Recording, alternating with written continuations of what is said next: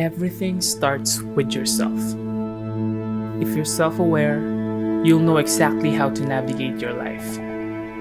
This advice from Gary Vee became my inspiration to keep doing what I love.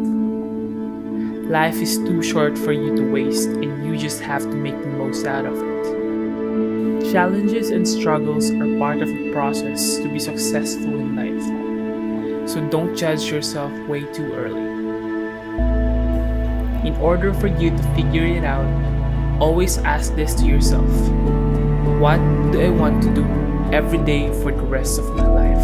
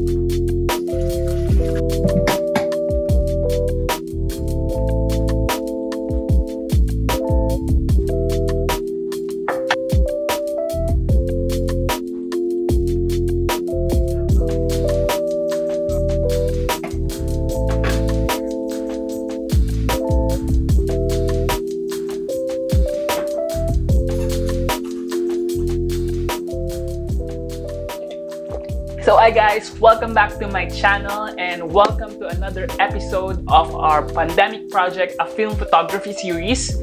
And for today's episode, I'll be talking about the struggles of film photography in general and how I was able to manage it. So if you guys ready, let's go!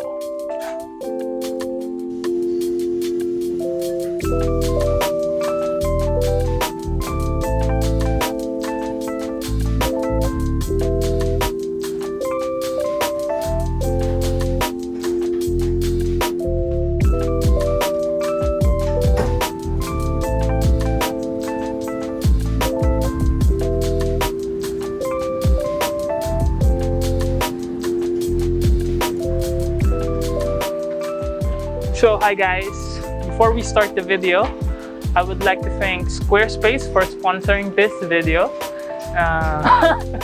Joke! Practice lang, let's go!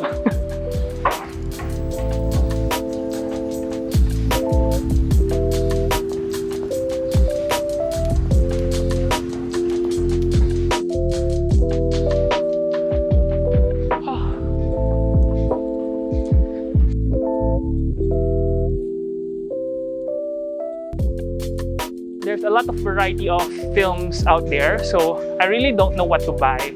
So one advice I can give to you is that you ask your friends who's into film, ask them what recommendation they can give you or what's their favorite film. The good thing about it is that at least these people who's into film already know the pros and cons of that film, so that you will be at least guided on what to buy. There's two variety of film. We have the colored and the black and white. So it's really hard to choose from those two. But for me, I think what I recommend is for you to try both. It's your preference if you really want to shoot film in black and white or in colored. For my first roll, I have my L4 Delta 400, which is a black and white film. And after 5 months, I already tried 4 types of film: the L4 Delta, L4 HP Plus, Kodak Gold 200, and the Portra 400. And as of now, I think the best among those films is the Portra 400, but it's a little bit expensive, twice expensive as the normal film that you can buy in the market.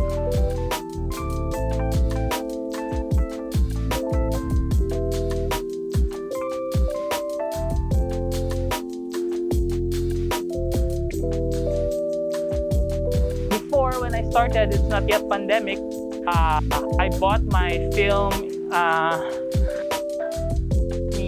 Mega Mall. They have a variety of films there, so you can try it if you have time. But since it's pandemic, I think what I can recommend you guys is to try online stores. Manila Vintage Primes, they have a variety of films there. They have also the batteries, so it's easier for you. And if you don't want Shopee or Lazada, you can also try Fotofabrik and Sunny 16.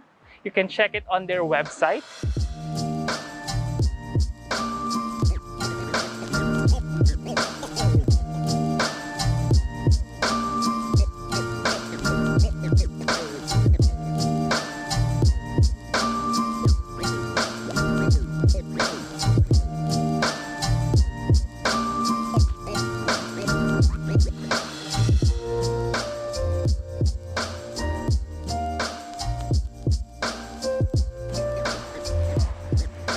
So this is also one of the hardest part of starting film photography for me, because when I started film, I don't know how to put the film roll in my camera. So I even call my friend just to help me with the film. So we video chat and he taught me how to insert the film rolls.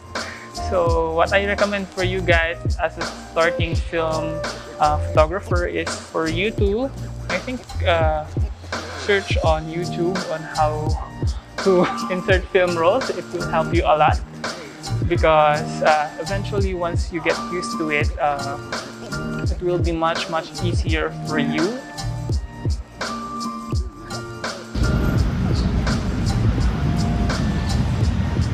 So, learning the basics of film photography for me is a little bit tricky and hard as a beginner, I think, because one of the considerations of film photography is you have this fixed ISO, unlike the digital film wherein you can just use any ISO whatever you want. Like for example, if you have the HP5 plus 400, you have to put your ISO into 400 only, or you can lower it. So in order for you to avoid those grainy parts, you can apply it from film to digital, because at least if you know some of the basics of film, that you have this fixed ISO and then you have to shoot, you have to adjust with the light and other stuff like that into your settings. You can apply it to digital as well. It will be much easier for you to adjust because you've already experienced the hard part, so it will be easier for you because it's digital, right? So I think that's a good thing about learning the basics of film photography.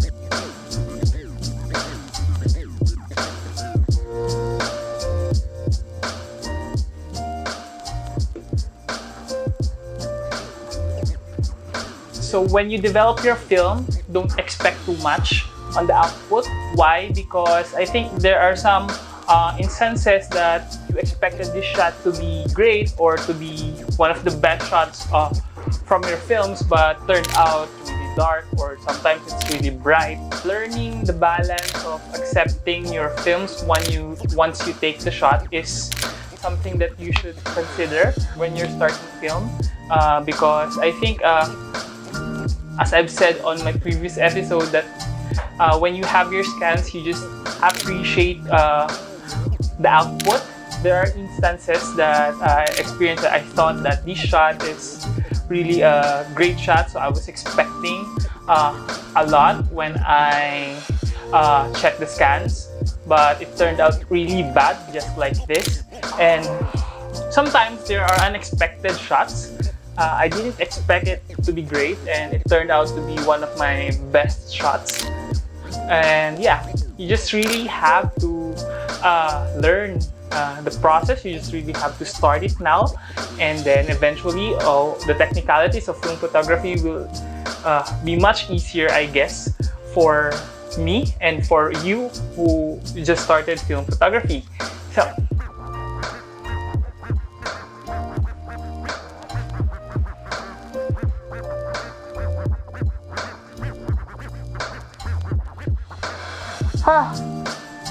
this episode is very tiring. But let's proceed with framing. So unlike digital photography, one thing I've noticed about film is that when you frame, you have to be ahead of your subject. Especially as a street photographer, I prepare my frame already before I take the shot, because mostly of my shots are moving subjects. So I have to frame everything, get ready, and set up everything ahead of time, and then take the shot. For beginners, it looks a bit challenging, but you really have to try it because it's fun. And at the same time, it's really challenging, especially when you really don't know how to shoot film. And the good thing about it is that once you receive your scans, it really gave you this feeling of accomplishment, and at the same time, you really appreciate your shot, regardless of the outcome of the shot. It's really a long process, and eventually you'll get used to it, and then you'll get more improved shots in the next couple of films. So you really just have to try and keep shooting. So that's it.